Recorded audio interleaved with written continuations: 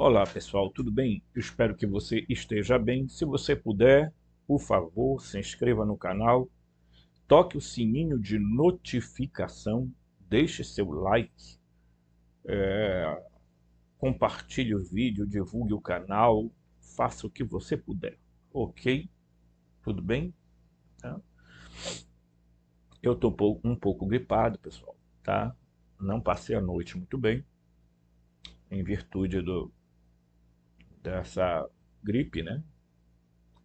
E mas estamos aí. A gente vai seguir aqui. De vez em quando vou tomar uma aguinha com limão para poder ir melhorando a garganta.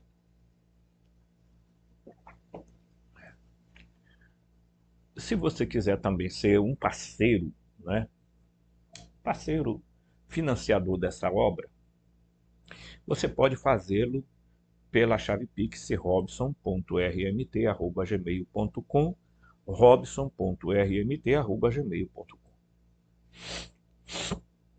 Eu quero agradecer muito mesmo as pessoas que vêm, sabe, pessoal, eu não estou aqui para me vangloriar de nada, isso aí para mim.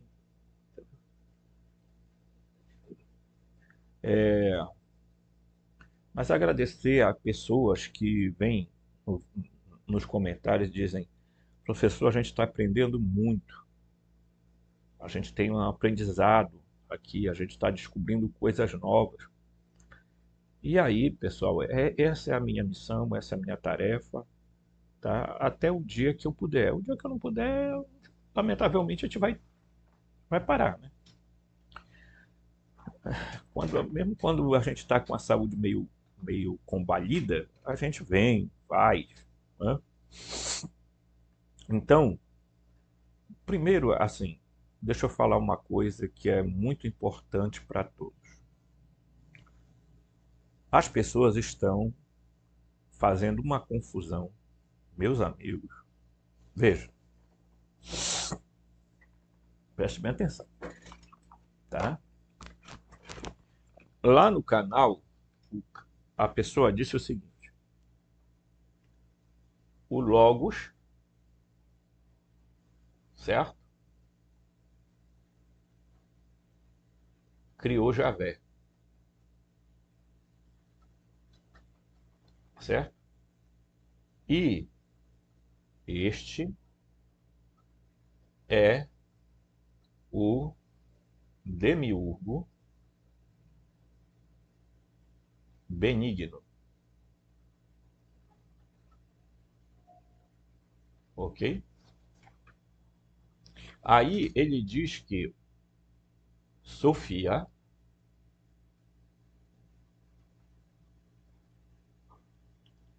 deu origem a Ial da Baote, certo? Ial da Baote, que é maligno, que é o demiurgo maligno. E ambos, né, estão sujeitos a um ser chamado, que ele chama de El, certo? Primeiro porque El é na língua semítica lá do Levante, das regiões do Levante, era o deus adorado por, tá? Melquisedeque, por exemplo, vai chamá-lo de El e vai acrescentar Elion, o deus do mais alto, tá? Certo? E vai aparecer essa palavra Elion em outros textos sozinho, denotando uma espécie de comandante dos Elohim. Então, sem desmerecer o saber da pessoa, do outro, isso aqui é uma loucura, gente. Isso aqui é uma aberração. Como é que você diz que o Javé é produto do Logos? Quem é o Logos? Aí a gente já começa a perceber que não se entende o que é gnose. A gente já viu que se estudou, não entendeu, tá? Porque o Logos aqui, certo? O Logos aqui, vocês verão aqui, vou mostrar aqui para vocês. Aqui, ó, certo? O Logos aqui, ó, tá bem aqui, ó. Tá? Deixa eu ver aqui uma coisa. Deixa eu voltar aqui, que a câmera tá aqui, ó. Aí, vocês vão ver lá, depois eu vou mostrar lá que tá tudo ao contrário. Então, aqui tá aqui, ó. Tá? Filho, Cristo, tá? Pensamento ativo, logos, verbo, tá? Pensamento em ação, ok? Então, esse ser, ele está dizendo que este ser aqui criou Javé, ok? Certo? Este ser bem aqui criou Javé. Primeiro, vamos olhar algumas figuras aqui, antes da gente entrar numa leitura. Eu quero ler algumas figuras. Vocês vão observar aqui, ó. Muito bem. A Sofia, você vai ver bem aqui, eu vou começar aqui de riba, de cima. Tá?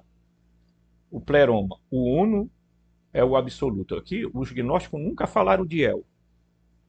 Tá? Você pode traçar um paralelo com El, mas nunca eles citaram El, Elohim ou qualquer coisa parecida. Por quê? Porque os arcontes são os Elohim, são os Anunnaki. É muito simples, pessoal. Basta a pessoa sentar e fazer a relação que não tem mistério. Eu acho engraçado que tem gente que acha que não tem nada a ver. Bem, então, meu amigo, estude mais, tá? Então aqui está o pai, né, que é o abismo, o filho, tá? E a madre, que é o silêncio. Abaixo do filho está a caris, a graça, tá? O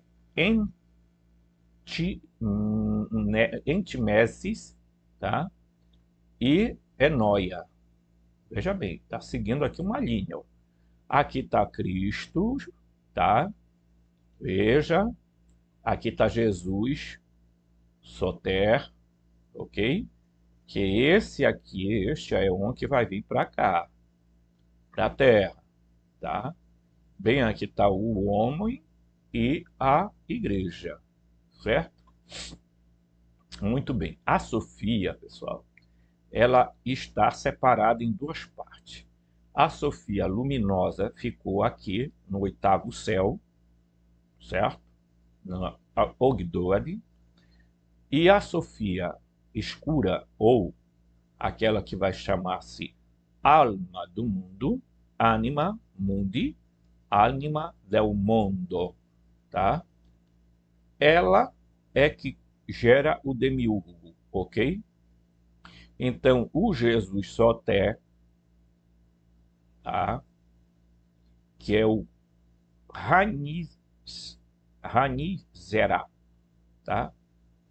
Disseminado, tá? Ele que vai vir aqui. Ele que vai vir no mundo de Sansara, no Kenoma, que é o vazio, o espaço, a causalidade, e ele vem para reparar a deficiência causada pela Sofia, que se chama esterema, tá? Certo? Muito bem. Poderia parar por aqui, mas você vai bem aqui e você vê que o Logos, o parceiro do Logos é a Zoé, que a Sofia tem o Teletos, tá? É o parceiro dela. Em outras escolas gnósticas, quem é o parceiro da Sofia é o Cristo, ok? Mas nós não estamos falando de outras escolas. Então, portanto, vamos nos deter neste momento aqui. Muito bem. Isto aqui, tá? Aqui está o quenoma, né? Isso aqui tudo em escuro é o quenoma. Aqui é o pleroma, tá? Quando a Sofia cai aqui, na energia em matéria escura, ela, o impacto dela, certo? Se estilhaça, e a parte superior dela vai ficar numa região chamada paraíso. E a outra parte dela, que é alma do mundo, vai ficar aqui, tá? Nas dimensões psíquicas da Terra, que alguns escritores, como John Lambilage, insistem em dizer que é Gaia, ok? Só que Gaia não é Sofia, pessoal. Precisa deixar claro, mais uma vez. Gaia é uma expressão, uma parte, diríamos, a parte psíquica de Sofia, que se tornou a alma do mundo, tá? Então, essas esferas planetárias são dominadas pelos arcontes, até que chega o céu de Urano, tá? Aonde tem essa região aqui, no oitavo céu, em que fica o reino sofiônico, ok? O demiurgo está aqui, segundo alguns estudiosos, com seus arcontes aqui nos anéis de Saturno, tá? E a Terra está numa matrix entre Saturno, Sol e Lua, ok? Muito bem. Então eu vou baixar aqui, vou baixar aqui, vou baixar aqui e vou pegar mais uma imagem aqui para vocês, ok? Tudo bem. Quando alguém pergunta como é que surgiu os primeiros pares de aeões, tá? Certo? Surge o propator e a enóia, que é o pai e a mãe. Depois surge a mente e a verdade, o logos e a vida, o antropos e a igreja. Aqui são quantos? São 8, correto?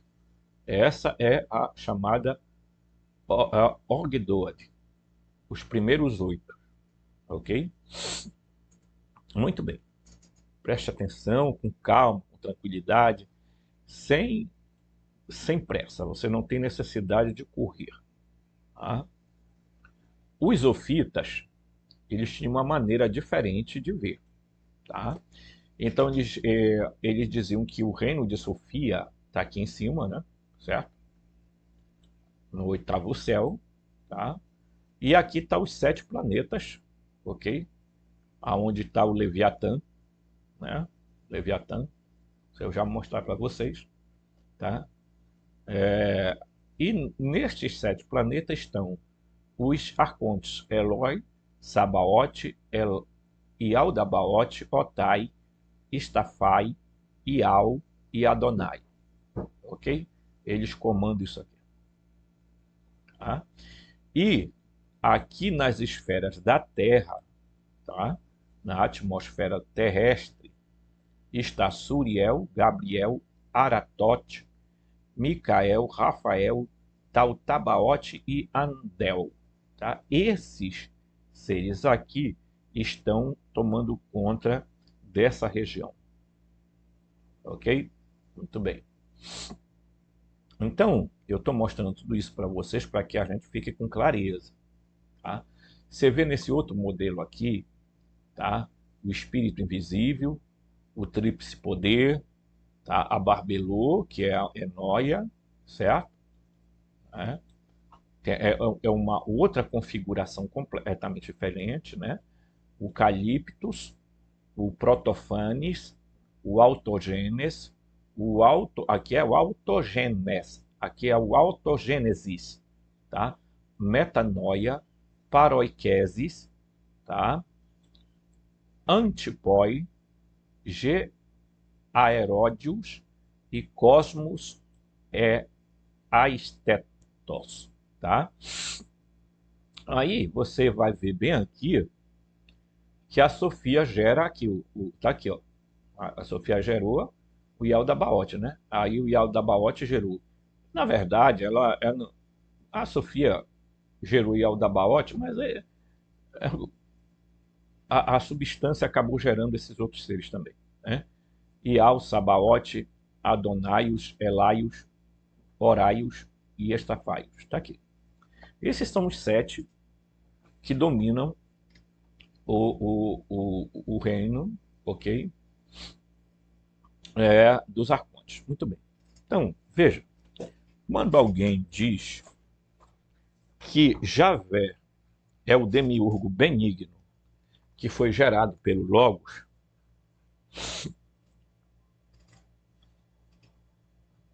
eu, desculpa, tá? É a gripe mesmo. Já. Isso aqui é desculpa, perdoe-me mesmo, tá? Não é de respeitar ninguém, mas isso é uma aberração completa, tá?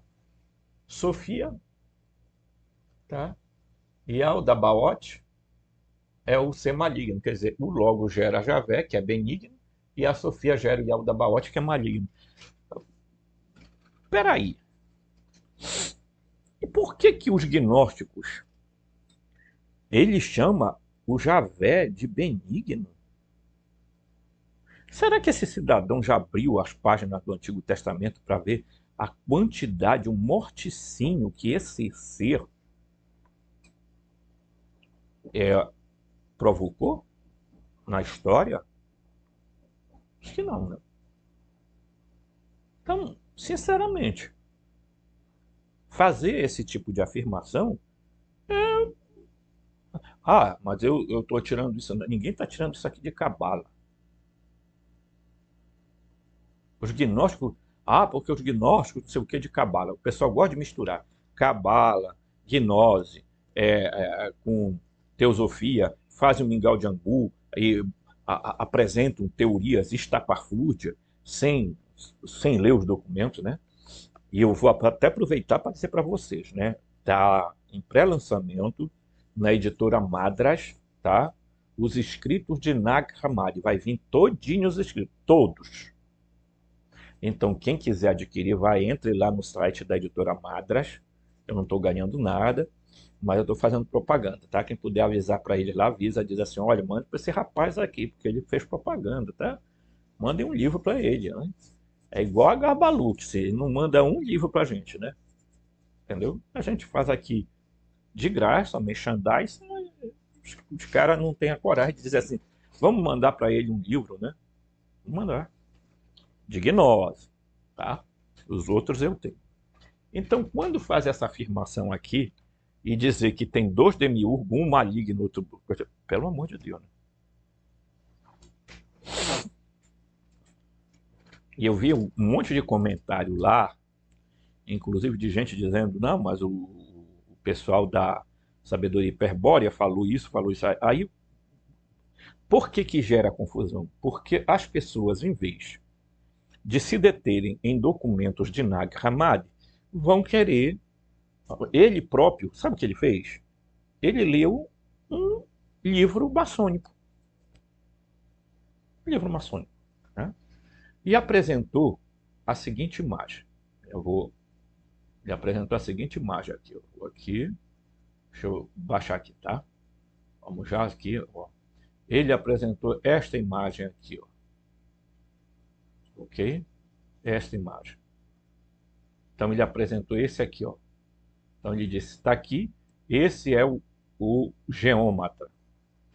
Pessoal, para quem não conhece maçonaria, que nunca leu nenhum documento, cai facilmente na coisa. Esse aqui é o Javé. Ele apresentou isso aqui como sendo Javé, tá? Javé que ele mesmo vai dizer lá que é chamado também de Gadu, tá? Porque Javé está com compasso, então por isso ele é o grande, tá? Grande geômatra. Então, deixa eu dizer logo para vocês o seguinte.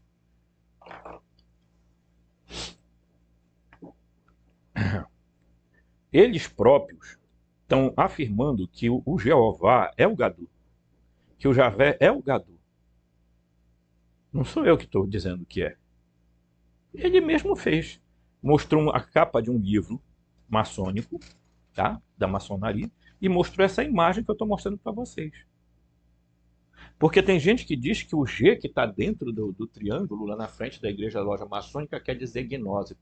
Não quer dizer gnose, quer dizer geometria, o grande geômetra. É bom a gente parar com essas ilusões, entendeu? E outra coisa que eu acho engraçado que eles não falam, mas aí eu vou tirar daqui, tá? Baixar aqui. É isso aqui, ó. Eu vou mostrar para vocês aqui, agora. Certo? Aqui, ó. Eu peguei da Wikipedia, que você pode encontrar com facilidade. Eles não falam do Jabulon. Quem é Jabulon? É uma palavra que foi utilizada para representar o nome inefável de Deus. Em algumas sociedades como a maçonaria, o Orto Templo Orientes, a palavra Jabulon também é representada em outras formações como Iabulon, Jabulon, ou Jabulum, ou Jabulum, né? Ou Jabelon.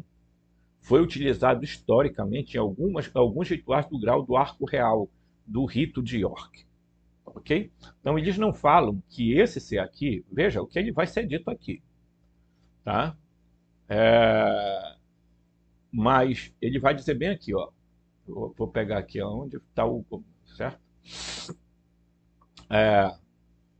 Como o nome de um explorador alegórico, as últimas do Templo do Rei Salomão, a enciclopédia maçônica que afirma que a formação trissílaba apenas por expor esclareceu o tetagrama. Defende que Bel seria o nome descritivo para Deus em hebraico.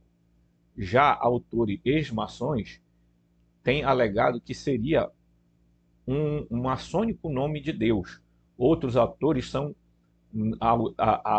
autores não maçons defendem que seria o secreto e não revelado o nome de quem seria o único Deus maçônico. Segundo o historiador, né, a palavra Jabulon foi primeiro usada em 1700 na França antiga, no grau do arco real, ok? Conforme o pai Naudon. Seria a relação, uma alegoria maçônica na qual Jabulon era o nome de um explorador vivendo durante o templo do rei Salomão, né, que descobriu nas ruínas do templo antigo. Segundo explicações de Royo e Morris, dentro das ruínas do explorador encontrou a placa de ouro sobre o qual o nome de Deus, Jeová, foi gravado. Contudo, salientam os autores que, o momento algum, da simbólica representação é feita a ligação entre o nome do explorador e o nome de Deus, e afirmam que existem variantes deste ritual, diferentes formas do nome do explorador. Tá? Então, vejam aí, tá certo? Então, o pensamento que a palavra, provavelmente derivado de Giblin, né, é referente à palavra Gebalitas, ou Giblitas, ou homens da cidade de Biblos, né? Veja bem, tá? Mas aí você vai ver aqui o seguinte, tá? Olha o que vai se dizer aqui, ó. Eles vão citar aqui um livro maçônico. Macrobius, em sua Saturnália, diz que ele foi um axioma admitido entre os pagãos, que o triliteral Já, que é a abreviação do nome de Javé, ou melhor, Ial, tá? Era sagrado o nome supremo de Deus. E o oráculo Clarion, o qual foi o primórdio desconhecido, sendo perguntado do qual dos orixás foi batizado Ial, respondeu nesta memoráveis palavras: os iniciados estão obrigados a ocultar os mistérios do segredo. Saiba tu que Ial será grande Deus supremo que regerá sobre todos. Agora, parece que no caso, no gema dos primeiros cristãos, encontramos estas mesmas letras Ial, que são uma abreviatura do nome de Jeová, usado como um monograma de expressar o nome do Salvador da humanidade, que foi assim representado como era existente, né? Então, olhem só como isso aqui tudo, né, fez isso girar.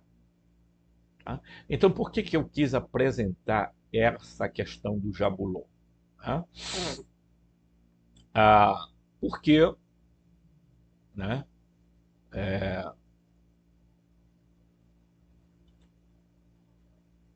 Deixa eu aqui procurar aqui, aonde está a minha página, onde eu quero falar com vocês. Tá aqui, certo? Então, aqui, meus amigos, a gente não tem a intenção de desmerecer nada. Agora a gente tem que também falar a verdade, parar com um negócio de mimimi e querer inventar coisas do tipo, ah, Javé é um Deus benigno. Meu querido, então, você já leu a Bíblia, o Antigo Testamento? Você já leu alguma coisa sobre Marcion de Sinop? Você viu aqui quantos crimes o Javé comete aqui dentro da Bíblia? Eu acho que, eu não sei não, eu tenho uma impressão que a pessoa está falando isso, porque às vezes muita gente acaba metendo corda nas pessoas e dizem, vá lá, porque o fulano está dizendo tal coisa, e aí a pessoa vem, tá entendendo? E aí a pessoa fala e chama Javé de benigno. Meu querido, não engane seu público, não engane seus alunos. Javé não é benigno. Javé é o Yaldabaoth. Não, vamos parar de enganação. Vamos parar. Tá? É só você pegar todos os estudos gnósticos e você vai saber.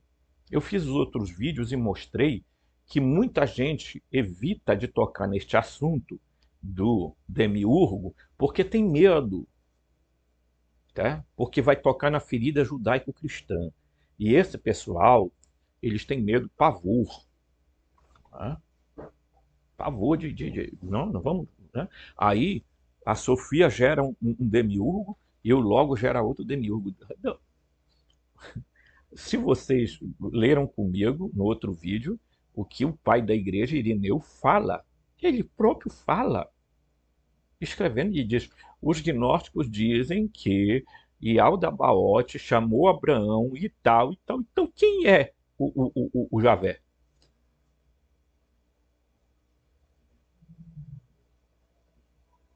Né? Então, pessoal, sinceramente, eu fico muito decepcionado de ver que pessoas que têm uma capacidade enorme de despertar as pessoas estão movendo as pessoas numa direção totalmente oposta, pessoal. Totalmente oposta. É muito triste, eu fico envergonhado de ver essa situação. Tá? E aqui o John Lambilage, falando sobre esses aspectos, aí ele diz assim: existe um véu entre o mundo de cima, o núcleo galáctico, que ele vai dizer que o pleroma, tá? Eu já mostrei isso aqui para vocês, mas não custa mostrar de novo, né? Tá? Ele fala, né? Vamos lá. Vou apagar aqui porque eu já expliquei isso aqui. Então só cai nessa lorota aqui quem quiser, tá? Agora quem for desperto não cai nessa, tá? Nós não vão acreditar que tem dois demiurgos, um maligno e outro benigno, que isso é conversa fiada. Ah, depois, né, o John Lambilage ele vai dizer, tá, que como a nossa galáxia, né, ela tem um núcleo aqui, né, certo? Depois ela tem uma outra parte aqui, e depois ela tem uma outra parte que são as aspirais, né? Tá? Então eu estou só fazendo um modelinho aqui, tá? Então John Lambilage diz que aqui é o pleroma, no centro da galáxia, ok? Tá? E que a Sofia saiu daqui e veio para essa região aqui e acabou impactando aqui com a matéria, que eu vou botar só M, matéria escura e energia escura, tá? Que você pode chamar de quenoma, ok?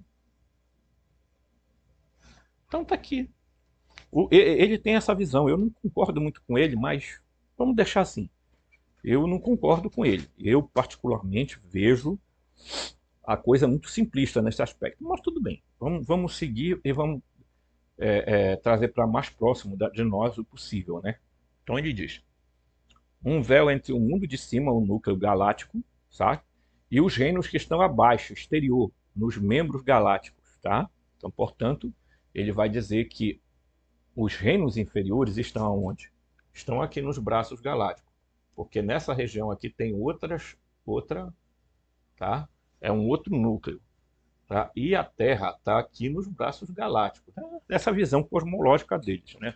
Vocês sabem que eu não sou muito adepto dessa visão cosmológica, mas tudo bem, vamos levar aqui. Eu sei que tem pessoas que estudam aqui comigo que acreditam nessa cosmologia e aí eu tenho também que respeitar essa visão, tá?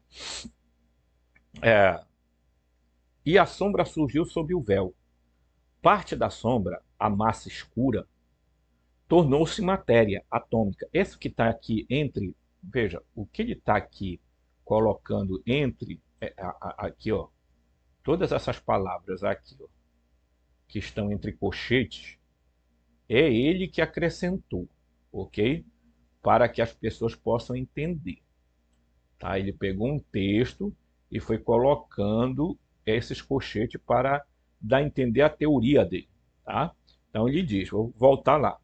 Existe um véu entre o mundo de cima, no núcleo galáctico, e os reinos que estão abaixo, exterior, nos membros galácticos. Tá? A sombra surgiu sob o véu. Parte da sombra, massa escura, tá aqui, ó. Ele coloca a sombra como massa escura, tá? Certo? Ou energia escura, você pode, né?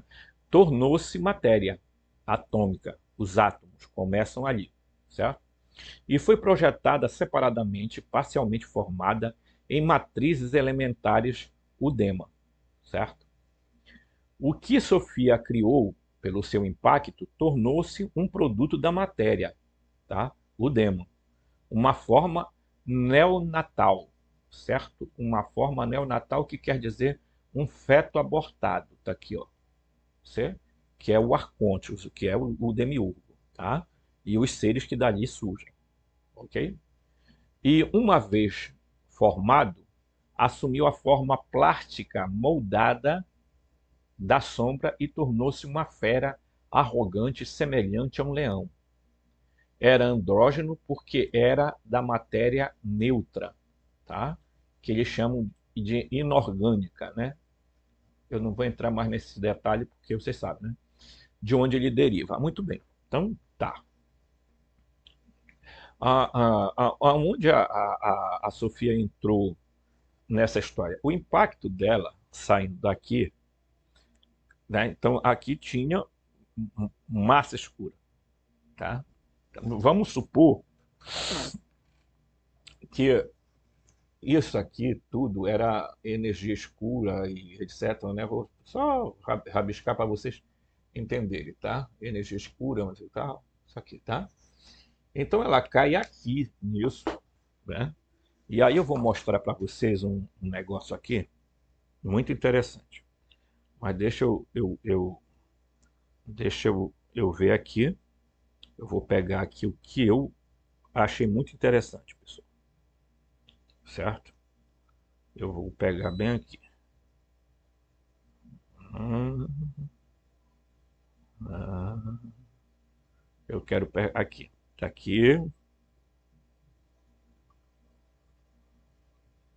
Eu vou virar aqui o coisa para poder aqui, aqui, ó. Então, isso aqui faz parte do filme Dark, tá? Então, vocês vão ver, eu vou chegar bem aqui, que eu vou colocar aqui, e vocês vão ouvir aqui o sonzinho, tá? Deixa eu ver aqui, tá? Vamos ver se o som sai. Vou botar mais aqui para ver se o som sai aqui, ok? Mas ele faz isso aqui, ó. Ele vai dizer isso aqui, ó. Ó, olha, presta atenção.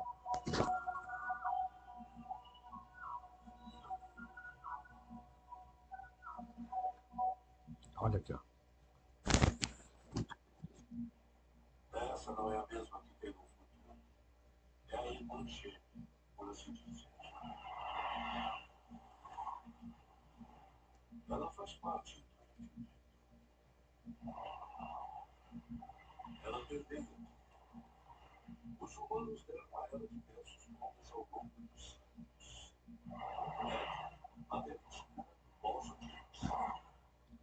E ele vai dizer o quê?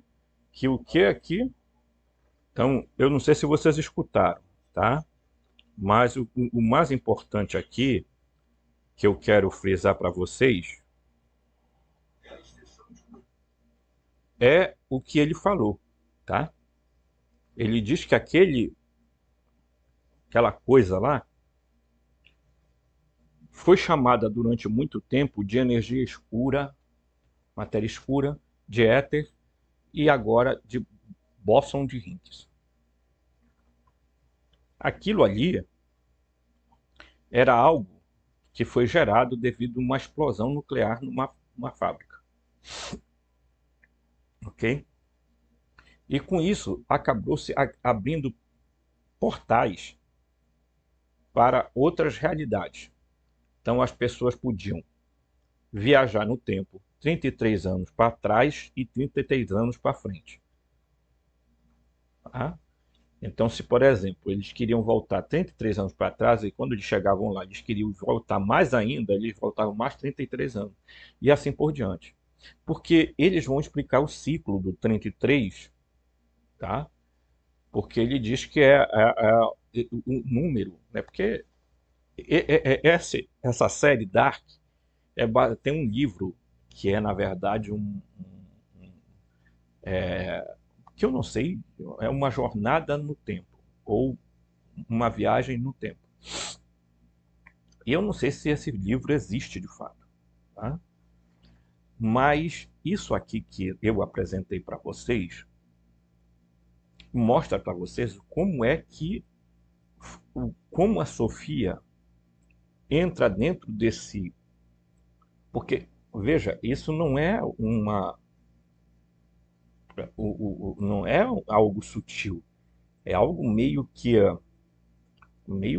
como um piche, tá? Mas veja que contém luz dentro, ok? Então ele cria uma forma, um círculo, um círculo, né? E as pessoas entram e viajam para outros cantos, ok?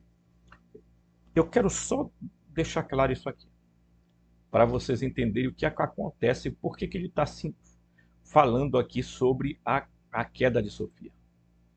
Então ele diz aqui, o Aeon Sofia é uma corrente viva e autoconsciente, tá? Autoconsciente, de imensa magnitude, tá? Encontrar-te a matéria, tá? No Dema é relativamente inerte, não inerentemente viva ou desperta, mas tem potencial para uma espécie de pseudo-vida. Tá? Veja bem,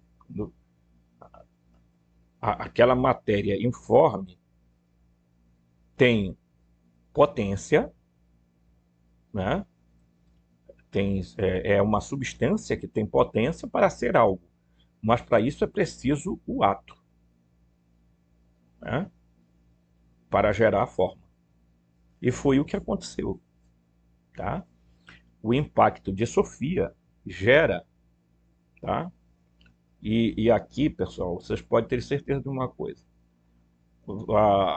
Inclusive, eu até já passei o texto que ele fala, que hoje está ficando muito claro que não existiu Big Bang. Tá? Que o universo, na verdade, pessoal, ele é instável. Não tem nada de uma lei que, sabe, igual muita gente prega por aí, né?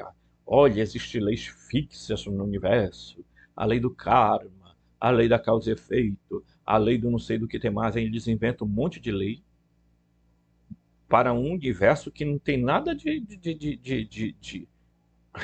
organizado porríssima nenhuma, né? Porque, pelo amor de Deus, o tanto de pedra que cai destroem vidas, etc, etc. Vamos para aí. Vamos cair na real. Se o universo não presta, porque o criador do universo é imprestável. Quem foi que criou o universo? O Demiurgo. Mas não o Demiurgo bonzinho do, do outro canal. Não, o Demiurgo e da Baótica é o mesmo Javé. Tá? Os gnósticos ensinaram que os arcontes são uma imitação de forma de vida, uma espécie de mímica. O impacto de Sofia produz a bizarra horda de elementais, como são chamados na tradição cabalística derivada dos ensinamentos gnósticos conhecidos pelos judeus palestinos. Veja que não é a gnose que surge da cabala, mas a cabala que surge do gnosticismo. Né? É muito claro aqui. Arcontes vem do grego arcai, tá? No início, o anterior, o primeiro. Tá? Já expliquei esta terminologia, mas vale a pena repetir para enfatizar que os arcontes surgem prematuramente. Daí a analogia de um aborto, ou de um aborto espontâneo nos textos de Nag Hammadi. Esta espécie anômala passa a existir antes do momento em que a Terra emerge pela transformação direta da própria substância divina de Sofia. Os arcontes são descendentes de Sofia, tá? Isso aqui também eu quero deixar claro. Evidentemente que eles são descendentes dela, mas o fato de serem descendentes não significa absolutamente nada, porque a Sofia escura, a Sofia caída, a Anima Mundi, é a que está aqui para baixo e que não tem nada a ver com a Sofia luminosa que está no oitavo céu. Tá?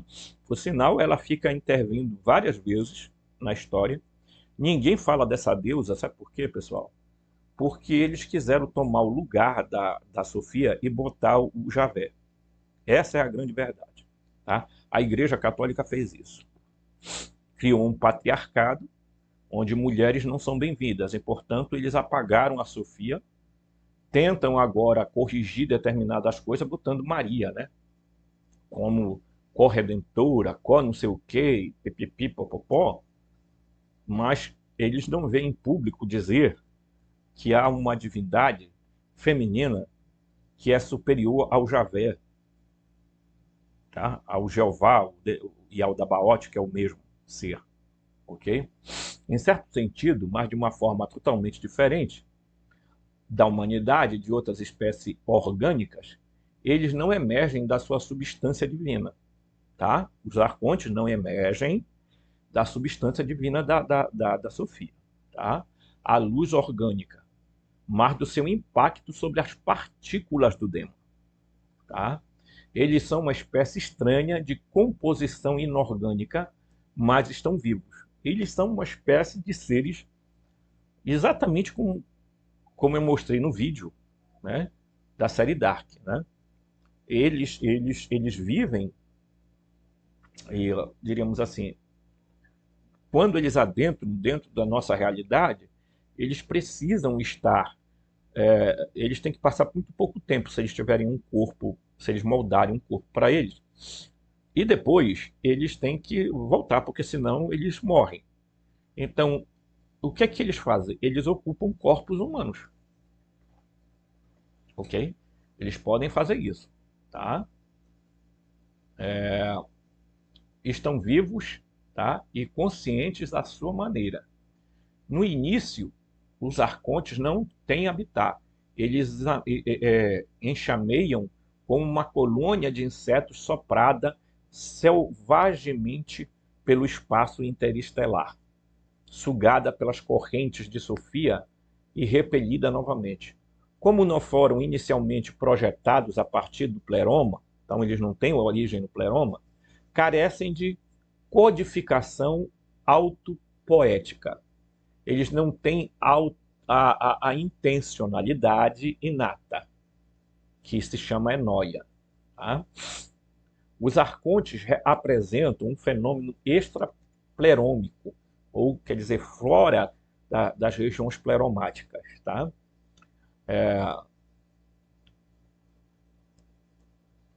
extraplerômico, uma aberração, tá? Uma aberração cósmica, ou como chamam alguns no grego, anomia, tá? Sua emergência no corpo da matéria primal e é prematura. Por isso, são comparados a um feto abortado.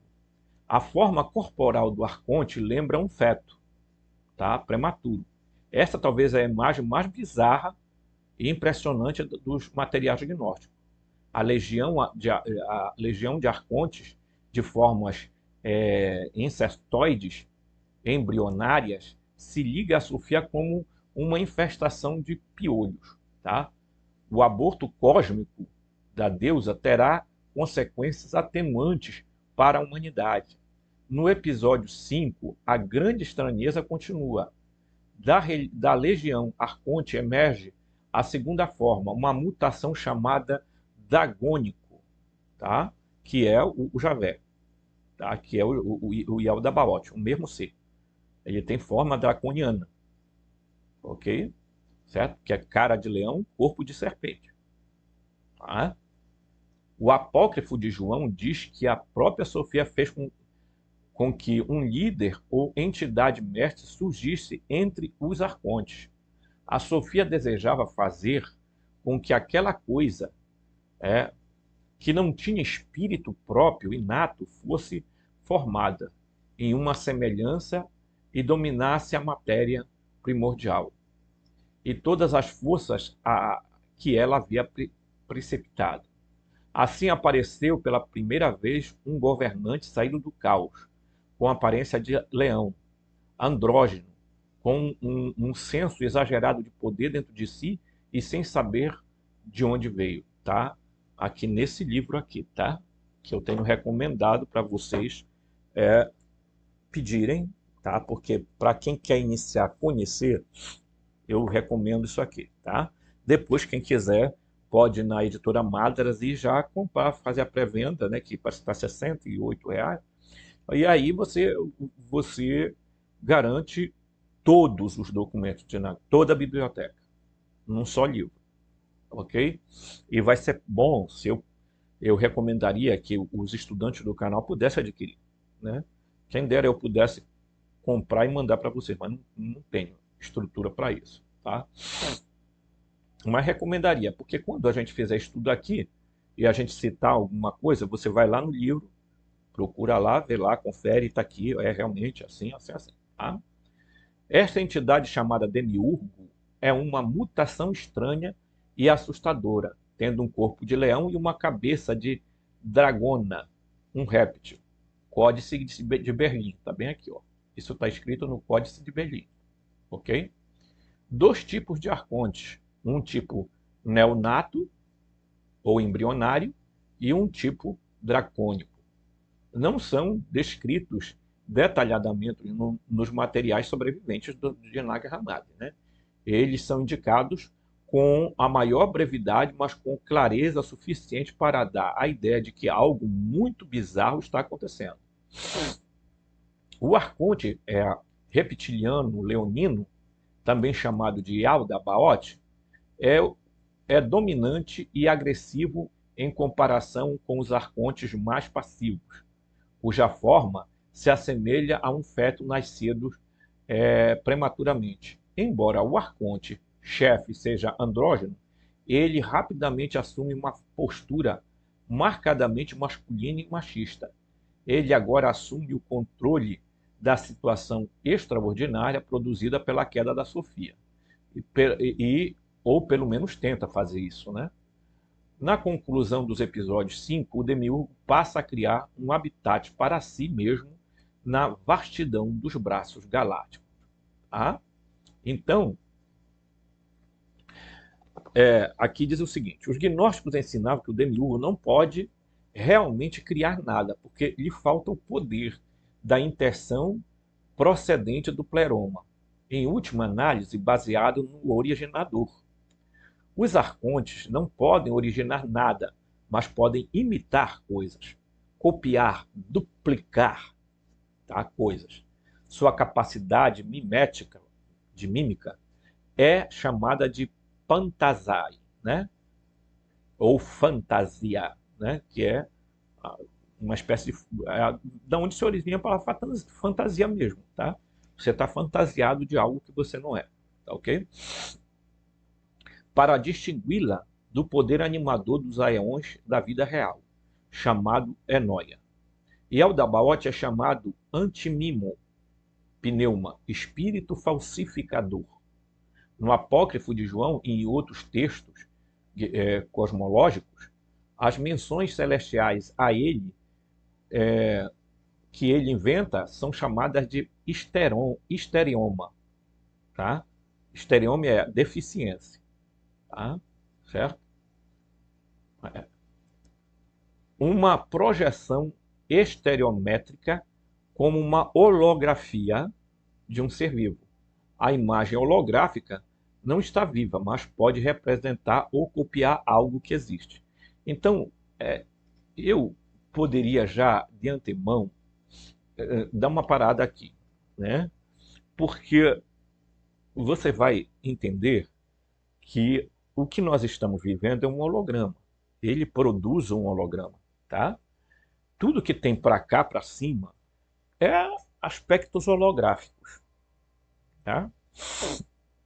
Agora, o que é que ele fez, né? O Yaldabaoth. Ele, lá na Suméria, se passou por Enlil, ok? Ele, tá? Na Mesopotâmia, se passou por Javé. Ele, para os árabes, se passou por Alá. E lá, para os, os hindus, ele se passou por Brahma. E assim por diante. Tá? Então, quando uma pessoa diz assim, o Javé é um ser benigno, é porque ou não leu a Bíblia, o Antigo Testamento, ou está querendo vir com aquela conversa. Ah, não, isso aí é tudo simbólico. Porque esse pessoal de loja maçônica e de etc e tal, esse povo gosta de simbolismo. A simbologia para cá, simbologia para ali, porque não sei o quê. Os pobres coitados, nem eles mesmos sabem o que é aquela zerda que eles dizem. Por quê? Porque hoje existem livros de ex-maçons, de gente graduada, que falam o seguinte, que descobriram que o grau 33 não é nada. E que existe, acima do grau 33, muitos mais graus e que eles fingem que ensinam a verdade para os membros, mas no frigir dos ovos é tudo papo furado, é tudo, né, uma lorota, entendeu? Então, quando a gente vai estudar gnose, porque, veja, eu não estou desfazendo de ninguém, nem do canal, nem das ideias, cada um tem a sua, faça o que quiser. Mas eu acho muito, muito grave quando alguém. Porque eu gosto. Pode perguntar assim: você já leu algum documento de Nag Hammadi? Aí os camaradas só sabem responder assim: Piste Sofia, Piste Sofia, Piste Sofia, Piste Sofia. Como se a Piste Sofia fosse o documento assim, ápice Pelo amor de Deus, gente. Tá? É bom vocês comprarem realmente lá da Madras, né, o livro. Claro que vocês vão perceber no livro que parte, né, vem uma palavra e fica uma parte em aberto. Por quê? Porque o tempo corroeu, não tem como o cara não vai inventar uma coisa para colocar lá. Tá? Então, eles fazem a tradução do que existe, certo? Então, tem vários textos, tem textos cosmológicos, tem tratados, tem vários evangelhos de Felipe de Tomé, tem as cartas de não sei que, são vários, tá? Eu não vou me levantar para pegar aqui porque são assim, é um catatal grosso, assim, entendeu? E eu achei barato para a pré-venda, tá? Do material. Então, gente, tratar do Demiurgo e dos Arcontes não é fácil, tá? É preciso ter muita coragem, preciso ter muita coragem mesmo, tá? Porque eu tenho muita preocupação com o que eu passo aqui. E eu só venho passar alguma coisa aqui se eu tiver segurança. Se eu não tiver segurança, eu não passo. Às vezes eu passo até 2 dias sem botar vídeo. Mas por quê? Porque eu estou estudando, estou pesquisando, estou olhando, estou vendo artigos em alemão, artigos em russo, artigos em romeno, artigos em inglês, em francês, em espanhol.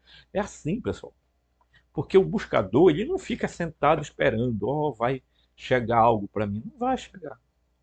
Se depender de determinadas pessoas, eles vão ficar lhe dando assim, gotinha, guti-guti, e depois ele diz assim, olha, tem um curso, tá, de imersão na gnose.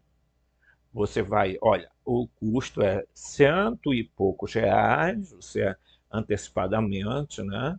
Você vai pagar mensalmente 49 e 99 reais, que é aquela coisa, né? Então, entendeu?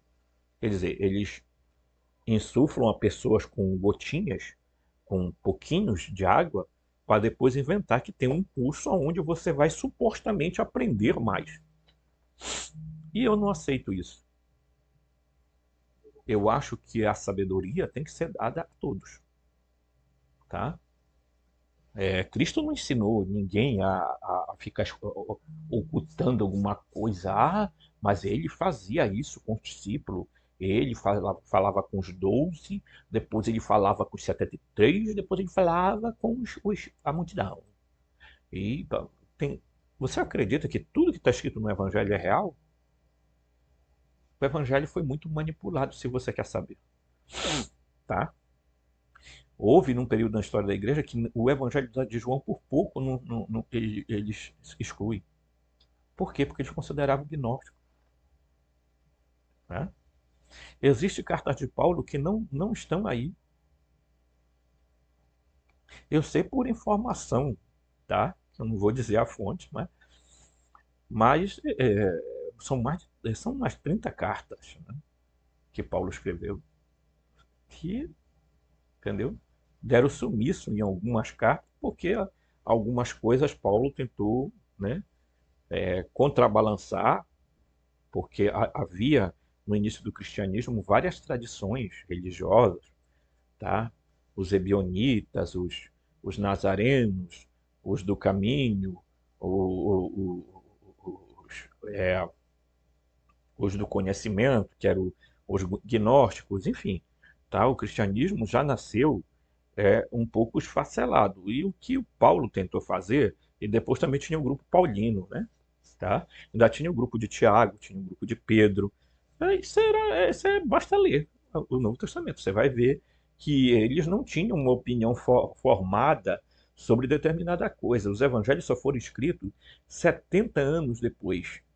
Tá? 70 anos depois. As primeiras documentos a surgir do Novo Testamento, segundo os estudiosos, foram as cartas de Paulo. A primeira carta de Paulo aos Tessalonicenses. Né? Mas hoje há já bastante gente vendo que é possível que tenha sido escrito outros documentos muito antes das cartas de Paulo, tá? Mas que foram jogados no esconderijo para que prevalecesse essa visão judaico-cristã desse ser que o cidadão chama de benigno, o grande geômetra. Tá? Por isso que eles adoram geometria sagrada, estudar, né? Aquela coisa.